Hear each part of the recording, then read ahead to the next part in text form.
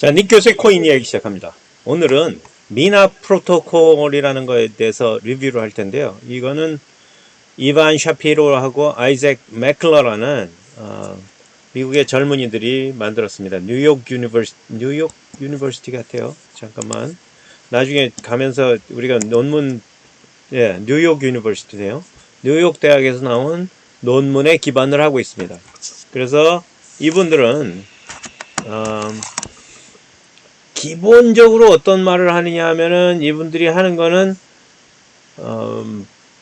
지금 이건 뉴욕 유니버시티죠. 뉴욕 유니버시티에서 오원 랩스라는 걸 만들었습니다. 그래서 거기서 개발을 한 건데 이게 전체적으로 보면은 영지식을 이용해 가지고 우리 만들겠다 하고 여기서 저기를 했습니다. 선언을 했습니다. 그래서 영지식이 뭔지를 좀 설명을 드려야 되는데요. 지금 그거 전에 이제 이 사람들이 얘기하는 게 이게 블록체인 데이터베이스가 너무 커지지 않느냐 이러고 이야기합니다. 그래서 이게 비트코인 블록체인은 이렇게 커지면서 지금 사이즈가 300GB 넘어갔고요. 그래서 300GB면 뭐 우리 보통 이제 그 데스크탑에 요즘 갖고 있는 게 테라바이트쯤 조금 넘어가니까 테라바이트쯤 되니까 뭐 300GB가 그렇게 큰 사이즈는 아닙니다만 그럼에도 불구하고 이게 계속 증가한다는 거는 누구에게나 부담이 되죠. 그리고 이더리움도 마찬가지로 이렇게 급상승하기 시작했습니다. 그러면서 이게 채 글자 숫자가 저희 같은 경우는 이더리움 같은 경우는 4만 명 가까이도 4만 개 마이너 채 글자까지도 올라갔었는데 지금 거의 뭐 한 7천, 8천에 지금 내려가 있죠. 그게 왜 그러냐? 이 사람들 얘기는 야 데이터베이스 사이즈가 워낙 크니까 부담이 되는 거 아니냐? BTC 같은 경우도 계속 10,000명에서 올라갔다가 다시 한 10,000명에서 9,000명으로 떨어지기 시작해가지고 이게 왜 그러냐? 데이터베이스 크기 때문에 그렇다 하고 주장을 합니다. 이건 나중에 이제 장단점 설명할 때 말씀을 드리겠지만 우리 데스크탑에 10,000개쯤 테라바이트 있는데 이게 무슨 그렇게 큰 문제인가 하다가도 오케이 그거 인정하고 시작을 하겠습니다. 그래서 DB가 커지면서 채굴사가 계속 대형화되고요. 대형화되고 대형화된 소수 채굴사에 채굴이 집중되는 경향을 보입니다. 그래서 이게 계속 중앙화될 거다. 이 사람들은 이게 점점 커지고 그러면서 계속 중앙화되고 지광화되면 기존의 금융 체제와 다를 게 없어진다 하고 얘기합니다. 오케이. 그래서 이 사람들은 우리는 모르겠는데 우리는 항상 데이터베이스 사이즈가 22KB 만들어 줄게. 이게 늘어나는 게 아닙니다. 자 보세요. 블럭이 있으면 블럭이 앞에 블럭 만들면은 계속 증가를 하잖아요. 근데 이 사람들은 앞에 블럭을 자기네들이 추가해 놓고 그 안에 앞에 블럭을 추가해 놓고 그래갖고 전체는 가장 작은 사이즈 22KB 짜리로 만들겠다 이렇게 이야기합니다. 22KB면 아마 제가 생각하기에 그냥 작은 문서 하나 정도 됩니다. 몇 페이지짜리 한 두세 페이지짜리 문서 하나 정도 됩니다.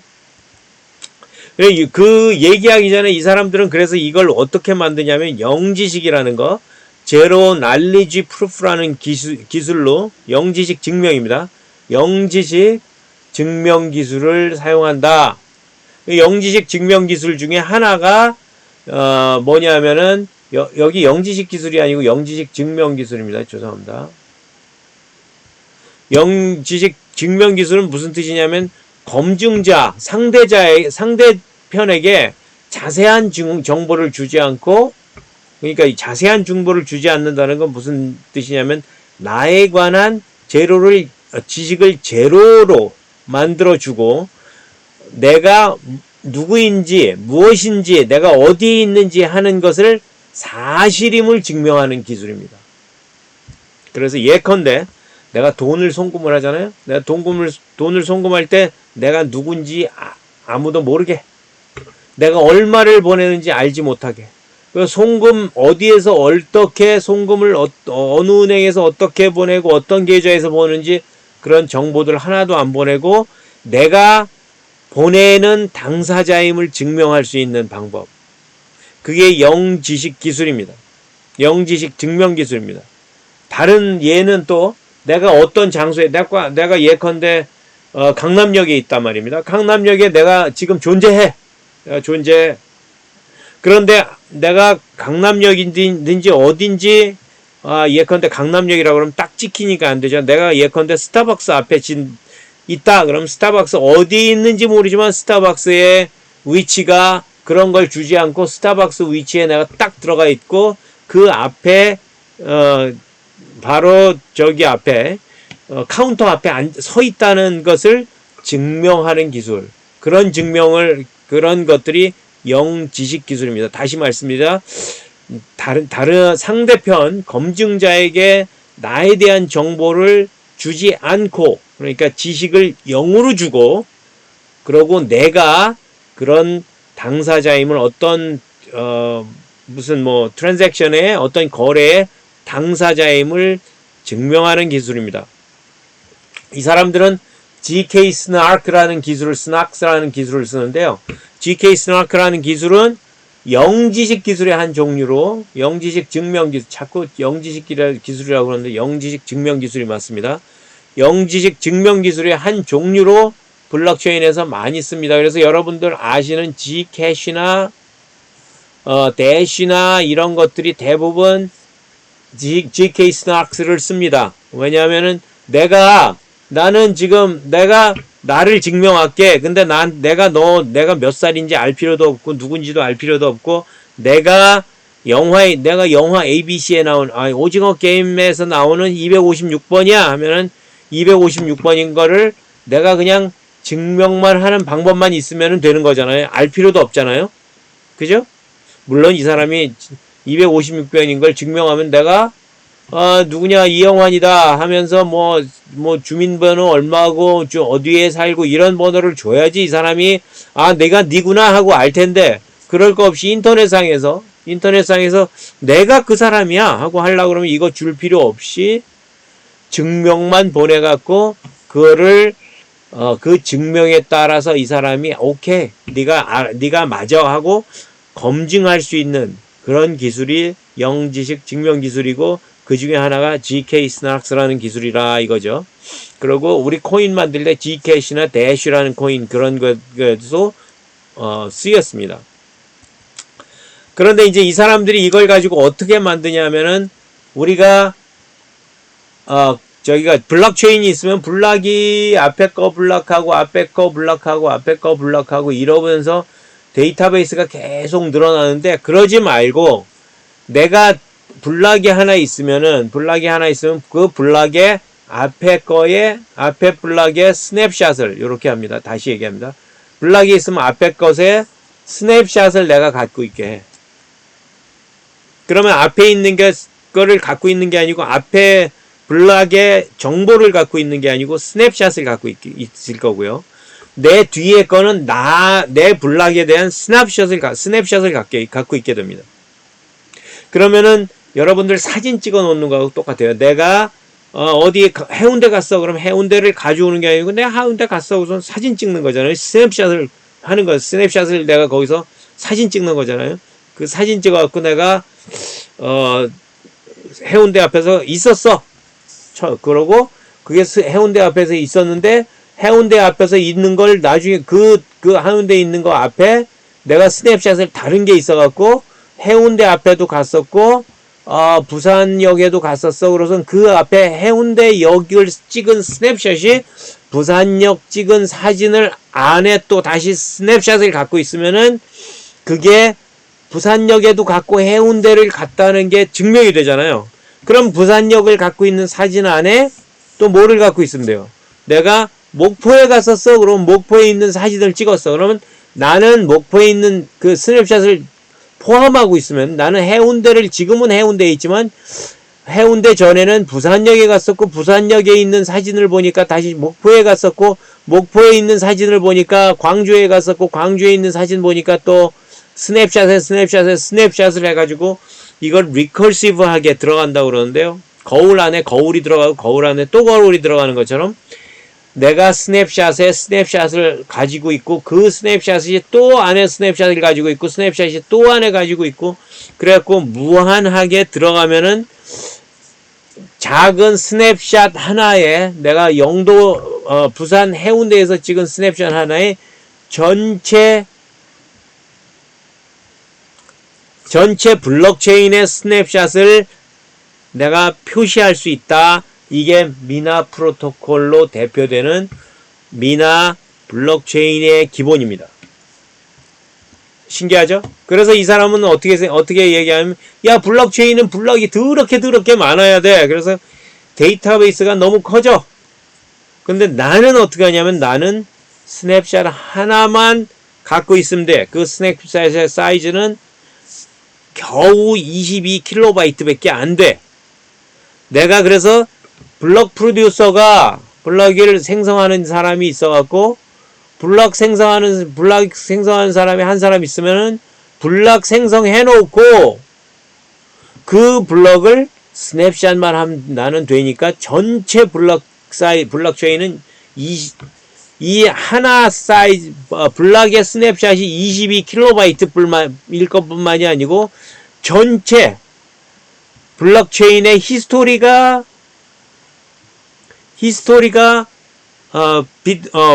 그 스냅샷인 거야. 그래서 전체 히스토리가 22KB 안에 다 들어가는 거야 하고 주장하는 겁니다. 그래서 그걸 임플리먼트 했습니다. 그걸 개발을 했어요.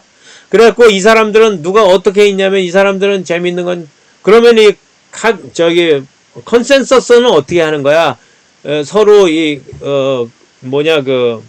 합의 알고리즘은 뭘 쓰는 거냐? 그럼 이 사람들은 카다노의 지분 방식을 씁니다. 그래서 어러버러스라는 걸 그냥 갖다 쓰는데 약간의 모디파이를 합니다. 그래서 그건 약간의 차이점은 요 아래 조금 나오니까요. 그래갖고 이 사람들은 누가 들어오냐면은 블럭 프로듀서하고 스낙 프로듀서가 나옵니다. 블럭 프로듀서는 블럭 만드는 채굴자하고 똑같아요. 우리 옛날에 그 비트코인식의 채굴은 아니지만 프루프 오브 스테이크 쓰는 거의 대부분의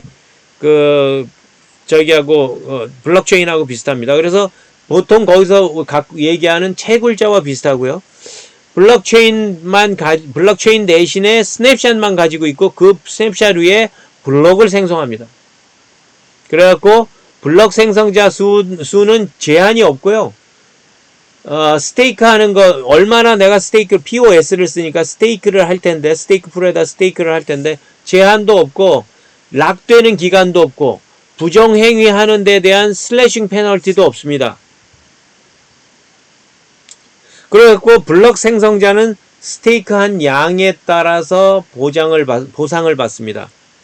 어로버러스하고 카다노하고 좀 다른 점은 그거죠. 블럭 생성을 할 때 스테이킹 하는 블럭 생성자들은 어느 정도 저기서는 카다노에서는 어느 정도 스테이크를 많이 하면은 쭉 올라가다가 이게 플래토를 되면서 다소 줄기 시작합니다. 그래서 대형 블럭 생성자가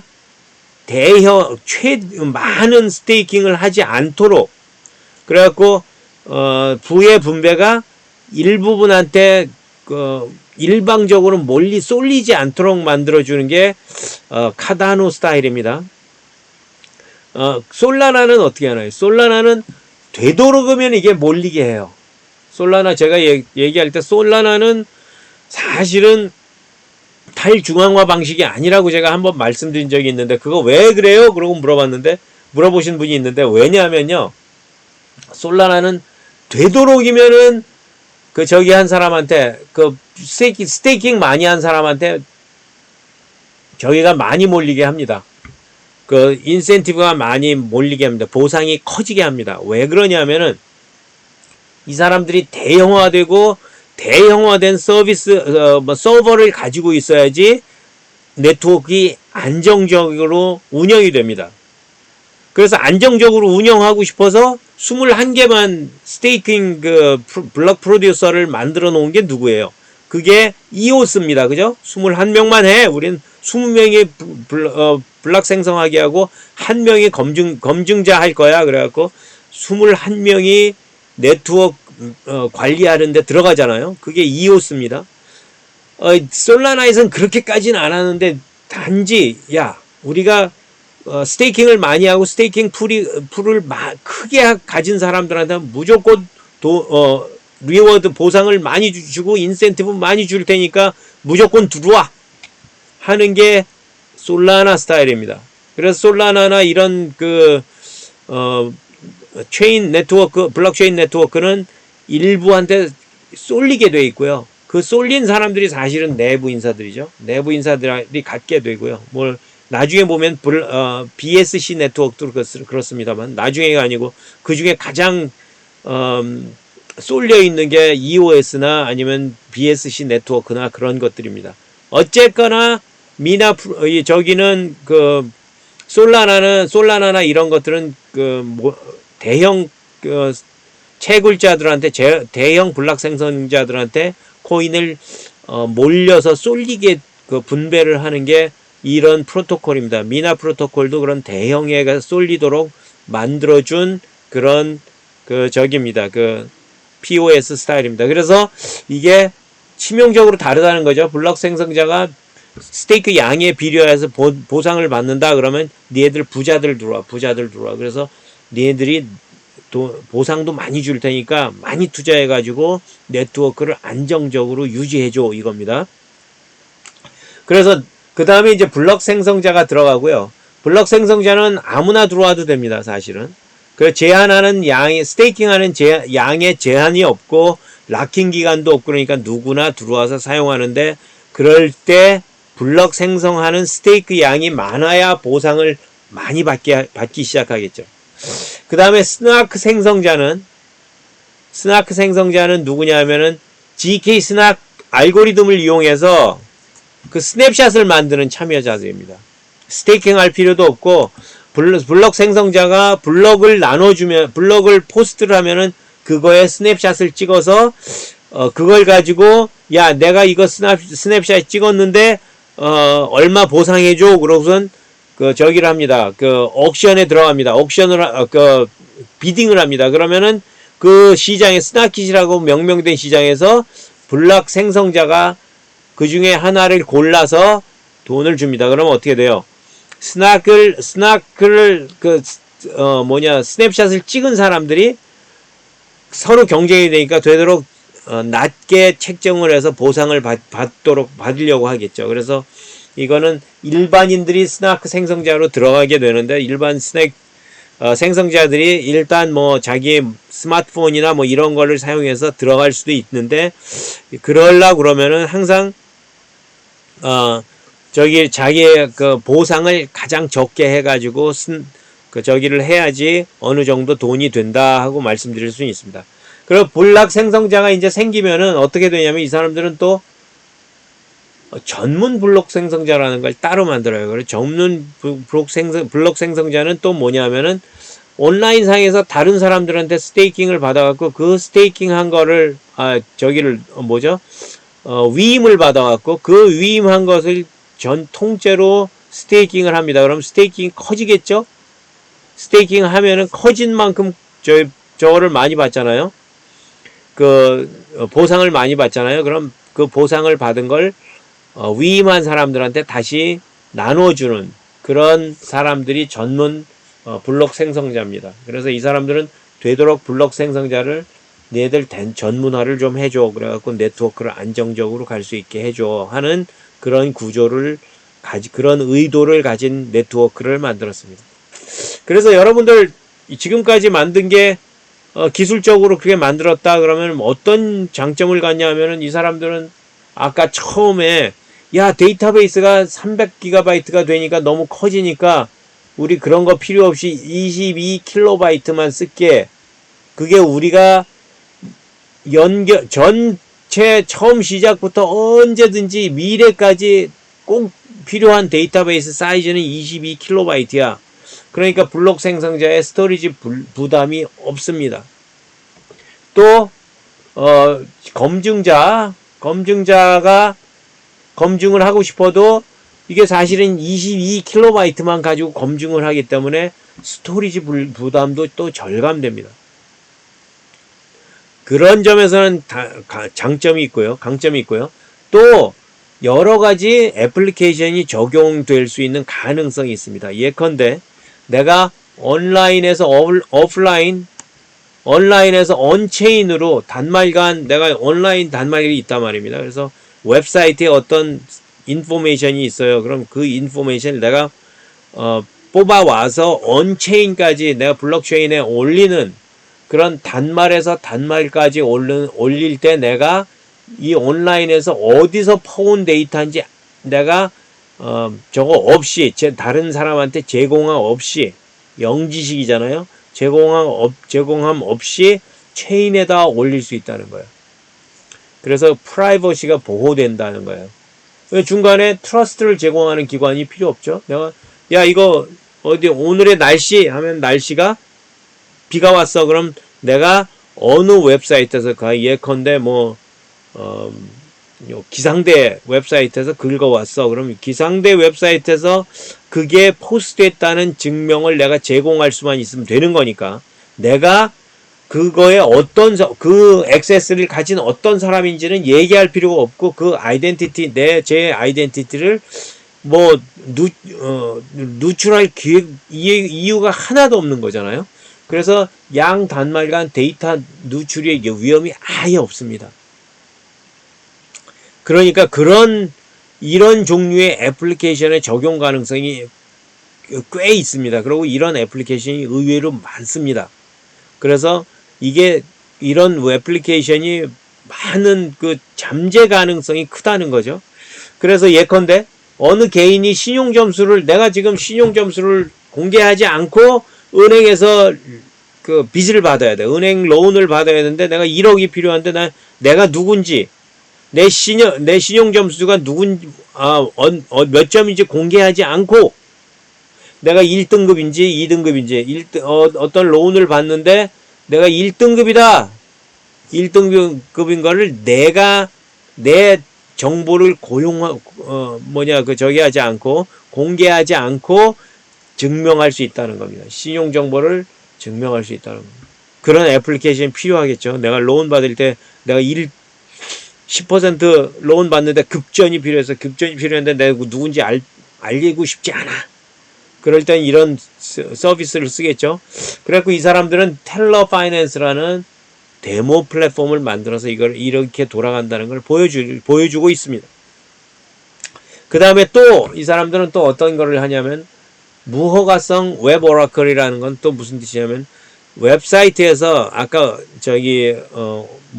기상청 데이터를 얘기했지만 오늘 온도가 몇 도인지 예컨대 강남역에서 오늘의 2시 반 온도가 22도였다. 그럼 어떻게 해요? 그걸 내가 검증할 수 있으면 22도라는 걸 검증할 수 있으면 되는 거잖아요. 내가 누군지 알 필요도 없잖아요. 그죠? 그래서 그런 데이터를 가져오는 걸 오라클이라고 합니다. 그럼 우리 그 인터넷에서는 오라클 데이터를 갖고 올 때 내가 증명할 수 있기 때문에 내가 그 리얼월드 데이터를 가져다가 사용할 수 있게 만들어 줄 수 있어요. 그러니까 어떤 웹사이트에서든 프라이빗한 데이터를 그냥 리얼월드 데이터를 그냥 검증해 갖고 그냥 갖다가 쓸 수 있다는 거예요. 그죠? 그런 저희 애플리케이션도 가능하고요. 더 심하게는 어떤 거에 재미있는 걸 어떻게 할 수 있냐면 내가 네이버에 로그인하고 싶은데 내가 누군지 저기를 안 하고 내가 누군지 증명 안 하고 나를 증명할 수 있어요. 다시 얘기할게요. 내가 누군지 공개하지 않고 내 그 아이디를 증명해 갖고 인터넷 서비스 계정을 만들 수 있다는 거예요. 그래갖고 그 계정을 이용해서 로그인을 할 수 있다는 거죠. 그런 게 가능하죠. 비공개 인터넷 로그인. 내가 네이버에 로그인하고 싶은데 로그인에 들어가면 아니면 어디 들어가고 싶은데 뭐 KYC를 해라, 자기 자신을 증명해라, 이런 걸 할 수 있잖아요. 그런데 그거 없이 내가 누군지 아이디 보내주지 않고 난 한국에서 사는 한국 사람인 것을 내가 증명할 수 있다는 거죠. 그래서 증명하고 정말 내가 무슨 다른 일을 어떤 그 서비스를 사용하는 그런 그 아이디를 만들거나 계정을 만들거나 이런 것들을 할 수 있다는 거죠. 그래서 이거를 내가 이렇게 만들었다고 하더라도 네이버가 나를 블록할 수 없는 그런 증명을 내가 보낼 수 있다는 거예요. 이거 중앙화된 로그인이 나를 블락해가지고 내가 들어갈 수 없게 만들 수 없게 할 수 있다는 거예요. 그리고 또 더 재미있는 거는 여러 개 체인을 연결해. 내가 이더리움 체인 연결하고 누구 체인하고 연결하는데 여기서 내가 이 3개 체인, 4개 체인을 이렇게 연결해갖고 내가 사용하고 싶은데 사용할 때 내가 각각에 걸쳐서 뭘 할 필요가 없어. 이것들한테 내가 정보 안 주고 내가 누구인지 증명하는 문서만 보내면은 이 사람들은 누군지 알 수 없는 상태에서 내가 누구인지를 내가 나한테 그 저기를 줄 수 있다는 서비스를 한다는 거예요. 할 수 있게 만들 수 있다는 거예요. 마찬가지로. 그래갖고 여기 앱을 하나 만들어 가지고 사실은 영지식밖에 없는데 영지식으로 이걸 로그인 해갖고 동시에 움직이게 할 수 있다는 그런 앱도 개발할 수 있다는 겁니다. 아직 이런 앱이 나왔다는 건 아닙니다. 단지 가능성을 어떤 잠재적 가능성을 만들어줬다 하는 뜻입니다. 그래서 이런 식의 여러 가지 애플리케이션이 많이 가능하다.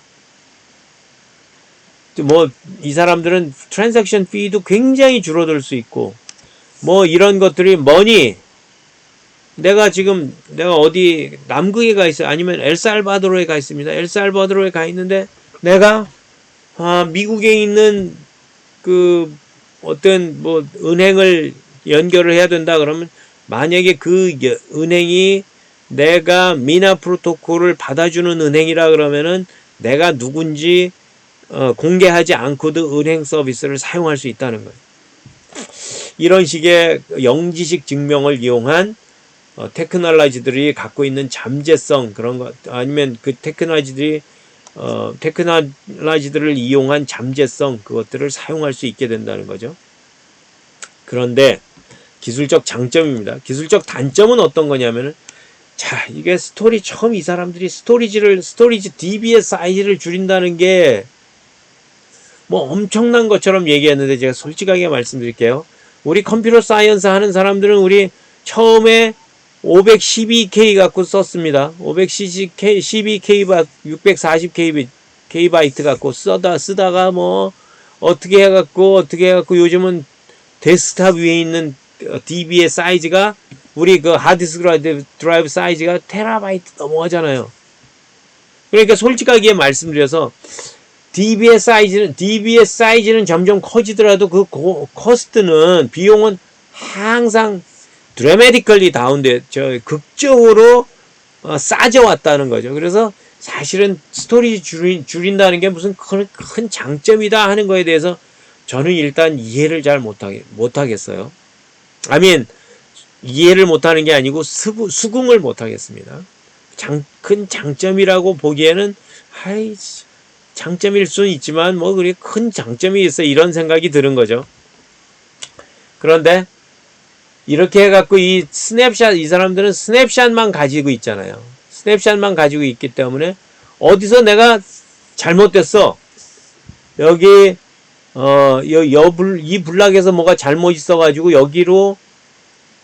여기 잘못된 게 자꾸 프로포게이트가 돼갖고 여기서부터 시작해서 5번째 스냅샷인 요 번째 블락에서 뭐가 잘못된 걸 발견했어. 그러면 어떻게 합니까? 돌아가야 되잖아요. 돌아가야 돼. 그러니까 블락을 없앨 수는 없다는 거죠. 그죠? 그리고 에러가 생겼어. 내가 프로그램을 돌리는데 에러 생겼어. 내가 블럭 생성자였는데 에러가 생겼단 말입니다. 그럼 에러가 생기면 어떻게 해요? 다시 되돌아가서 롤백을 시켜줘야 되잖아. 그죠? 그러면은 본래 내가 갖고 있던 데이터베이스 블럭이 있어서 그걸 스냅샷을 하는 걸 해야 되잖아. 그래서 돌아가서 검증하는 거, 돌아가서 레스토어 하는 거, 이런 것들이 다 디제스터 리커버리라고 그러죠. 무슨 지진이 있었어. 전기가 나갔어. 그래서 중간에 뭐 하다가 날아가 버렸어. 그럴 때 그거를 리커버하는 시스템이 만들어져야 되는 게 리커버리 시스템입니다. 디제스터 리커버리. 아니면은 내가 여기 잘못돼 갖고 그 역사 히스토리를 좀 들여다봐야 돼. 그래갖고 한번 픽스를 해야 될 필요가 있어. 그럼 히스토리컬 룩업을 한번 해야 되잖아요. 그죠? 그러니까 그게 무슨 뜻이냐? 데이터를 블록체인을 어디엔가 쌓아놓고 있어야 된다는 거예요. 이 사람들이 블록체인이 완전히 없어지는 것처럼 말은 해놨지만, 백서에 그렇게 말은 해놨지만 사실은 그렇지 않다. 그래서 이 사람들은 블록체인을 실제로 어디엔가 저장을 합니다. 어디엔가 저장을 해요. 그걸 archival node라고 합니다. archival node. 아카이브 노드는 어떻게 돼요? 실제 블락이에요. 실제 블락. 그래서 블럭 생성자가 갖고 있는 것들은 요거에 대한 스냅샷 이런 것들이 있는 거잖아요. 요거 스냅샷이 요 안에, 그 안에 스냅샷이 요거에 요거. 그 다음에 요게 되는 거죠. 스냅샷을 블럭 생성자들은 이걸 갖고 있지만, 그죠? 실제 블럭은 어디엔가 저장이 돼야 된다는 거예요. 그럼 무슨 소리예요? 저장된 게 중앙화되기 시작한다는 거예요. 어떤 특정 장소에 하나 넣어둔다 그러면 거기밖에 없는 거잖아. 물론 리던던트하게 백업을 만들어 놓겠죠. 그죠? 그럼에도 불구하고 중앙화되는 거잖아요. 지금 10,000명이 블럭을 갖고 있는 거하고 2개, 3개 해갖고 리던던트하게 만들어 놓는 거하고 우리 다르잖아요. 그냥 이건 중앙화된 거잖아요. 그렇게 되면 무슨 일이 벌어지냐면 이거 분명히 해킹 당합니다. 여러분들, 블록체인의 세상은 해킹의 세상입니다. 해커들이 날마다 들여다보면서 해킹할 거 없나 하고 들여다보는 데가 블록체인 세계입니다. 왜냐하면 코인이기 때문에 한번 해킹에 성공하면은 수억 불을 할 수 있는 거예요. 횡령을 할 수 있는 거예요. 도난을 할 수 있는 겁니다. 그래서 블록체인은 해킹을 항상 조심하면서, 블록체인 하는 사람들은 해킹을 조심하면서 프로그램을 해야 되는 겁니다. 그런데 이렇게 중앙화가 되면은 여러 가지 방식으로 저희가 가능합니다. 해킹이 가능합니다. 이런 것들에 문제가 크게 생기죠. 특히 이것들이 한 군데 있다 그러면 뭐 디도스 공격이나 뭐 이런 우리가 많이 보고 있는, 거의 대부분에서 보고 있는 그런 쉬운 51% 문제나 뭐 이런 것들이 되게 쉽게 풀려갖고 뚫릴 수 있는 개연성이 있다는 거죠. 제가 뭐 여기서 어떻게 뚫린다는 것까지도 제가 생각해 본 적은 없습니다만, 어디에 한 군데에서 한 노드가 아니면 소수의 노드가 이거를 실제 블록체인을 저장하고 있다는 것 자체가 큰 위험일 수 있다는 거죠. 자, 그런데 더 큰 문제는 뭐냐면 이 사람들이 트릴레마에 대한 해결책은 아예 아니라는 거예요. 확장성이나 보안성이나 탈중앙화에 대한 거의 대책 자체가 없는 그런 부적절한 대책인 기술이 바로 미나 프로토콜입니다. 이 사람들은 22TPS를 자기네들이 핸들한다고 그럽니다. 초당 22개. 이거 이상해요, 여러분들. 보세요. 블록체인은 이론적으로 7TPS예요, 그죠? 비트코인은요. 비트코인 죄송합니다. 비트코인은 이론적으로 7TPS인데 실제로는 3TPS 나옵니다. 이더는 얼마 나와요? 이더리움은 한 15TPS, 14TPS가 이론적인 최대입니다. 그런데 한 7TPS 나오는 걸로 보고가 되고 있어요. 그런데 이거 봐라, 이거 요즘 뭐 100만 TPS 하는 것도 나오는데 6만 TPS가 솔라나고요. 100만 TPS가 지난번에 커버했던 뭐였죠? 레딕스였습니다. 이런 것들 저는 레딕스는 이거 뻥일 수는 있지만 이 정도는 나올 수 있다고 제가 그 기술적인 백서를 읽었을 때 상당히 그 신뢰가 되는 기술 백서를 읽었다고요. 6만 TPS는 제가 못 믿는다고 한번 했습니다. 솔라나는. 근데 이건 괜찮은데 기술적으로 가능할 것 같은데 이런 생각을 했습니다. 실제로 이 사람들은 실험해서 보여줬고요. 자, 그런데 이 사람들은 꼴란 그 미나 프로토콜은 지금 시대가 어느 때인데 꼴란 22TPS를 이론적으로 하고 있답니다. 이론적으로 최대 22TPS가 나오고 실제로는 초당 트랜잭션 하나 한답니다. 하나.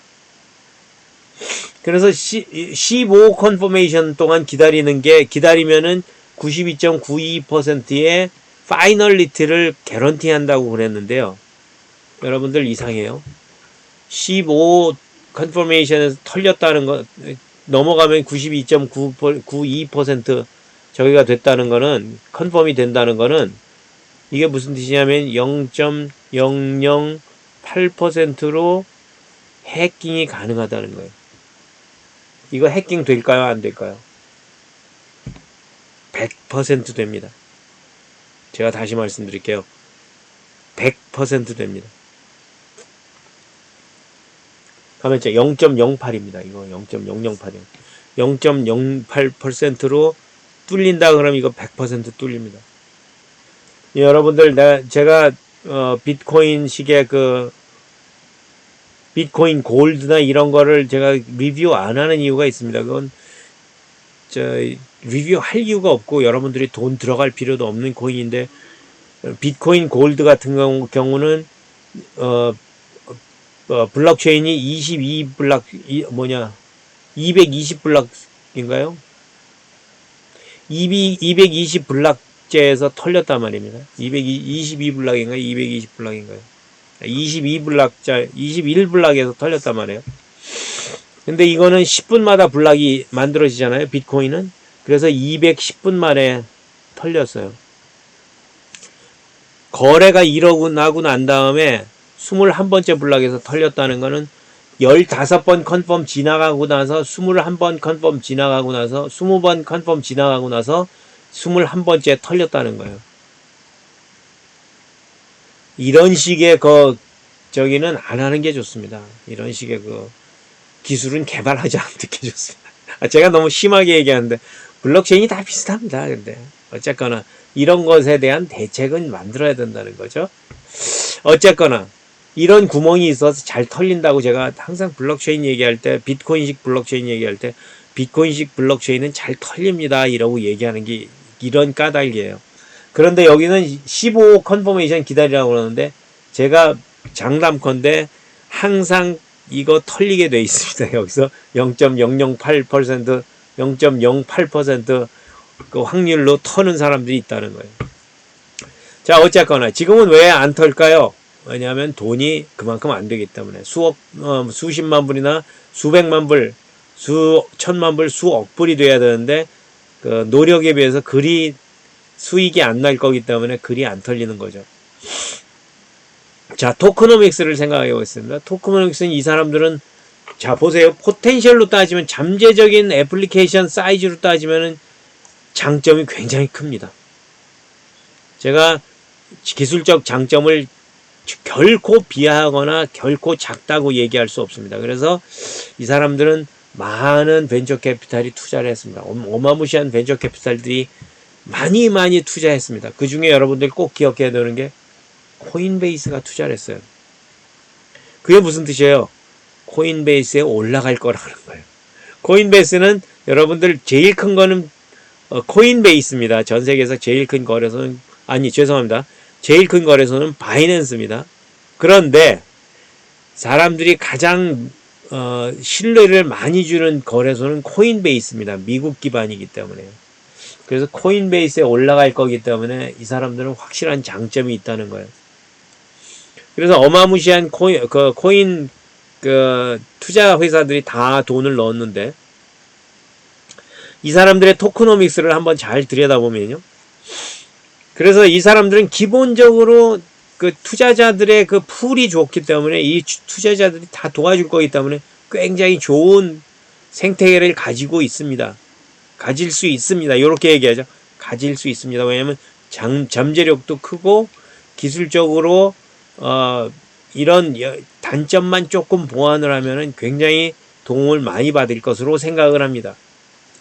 그런데 이 사람들이 이제 토크노믹스를 보면은 조금 이 사람들이 얼마에 샀냐면 처음에 산 사람들은 7센트에 샀습니다. 지금 가장 비싸게 산 사람들은 ICO인데요. 이게 바로 그 ICO입니다. ICO에 25센트에 샀습니다.